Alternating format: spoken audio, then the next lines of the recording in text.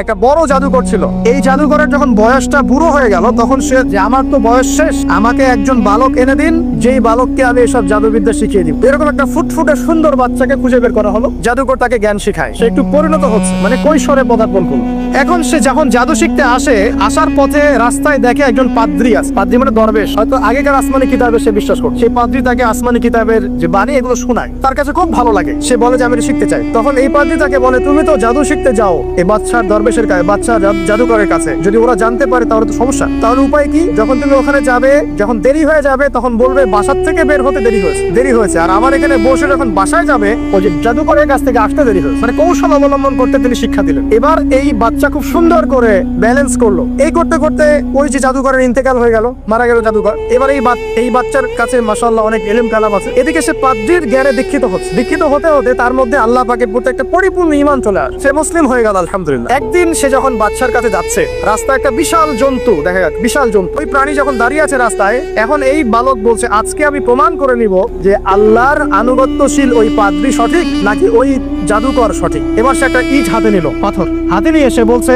আল্লাহ তোমার কাছে যদি ওই জাদুকরের কাজের চাইতে এই পাদ্রীর কাজ বেশি পছন্দনীয় হয়, এই ইটের আঘাতে এই জন্তুকে তুমি মেরে ফেলো। এই বলে সে বিসমিল্লাহ বলে পাথর নিক্ষেপ করলো। নিক্ষেপ করার সাথে সাথেই জন্তু ডেড। তখন তার আইন আল ইয়াকিন, হাক্কুল ইয়াকিন হয়ে গেল যে হ্যাঁ, আল্লাহর কাছে এই পাদ্রীর আমলই সবচেয়ে বেশি পছন্দনীয়। তার মনে কোনো সংশয় থাকলো না। এবার যখন সে রাজ দরবারে যায়, তার কাছে পেশেন্টটা, সে বলছে যে আমার চোখের সমস্যা। সে চোখে হাত দেয়, হাত দিয়ে বলে যে আপনি আল্লাহর প্রতি ঈমান নিয়ে আসেন, আমি আল্লাহর কাছে দোয়া করবো, চোখ ভালো হয়ে যাবে। এবার আস্তে আস্তে তার নাম এবং খ্যাতি ছড়িয়ে পড়তে লাগে। যেই তার কাছে আসে, সে বলে আগে মুসলিম হন, আমি দোয়া করবো, ভালো হয়ে যাবে। একদিন ওই রাজ দরবারের একজন মন্ত্রী আসছে, এবার তার চোখের সমস্যা। সে আসছে, এসে বলছে যে আমার এই চোখের সমস্যা, আমার চোখটাকে ভালো করার দরকার। সে বলছে যে আপনি আল্লাহর প্রতি ঈমান নিয়ে আসেন, আমি আল্লাহর কাছে দোয়া করবো, আপনি ভালো হয়ে যাবেন। এবার সে আলহামদুলিল্লাহ ঈমান নিয়ে আনলো এবং সে ভালো হয়ে গেল। এই ভালো হয়ে যাওয়ার পরের দিন যখন সে আবার ওই পার্লামেন্টে গিয়েছে, এবার রাজাওকে দেখে বলছে যে তোমার তো চোখ অন্ধ ছিল, কিভাবে সে লাভ করলো? সে বলে না, কারণ সে আজ করছে যে বললে সমস্যা হবে। এক পর্যায়ে তাকে খুবই পিছনে দেওয়া হচ্ছে। এক পর্যায়ে সে মারের যন্ত্রণা সহ্য করতে না পারে বলে ফেললো যে ওই বাচ্চা, তার কাছে গিয়ে আমি আরোগ্য লাভ করেছি এবং সে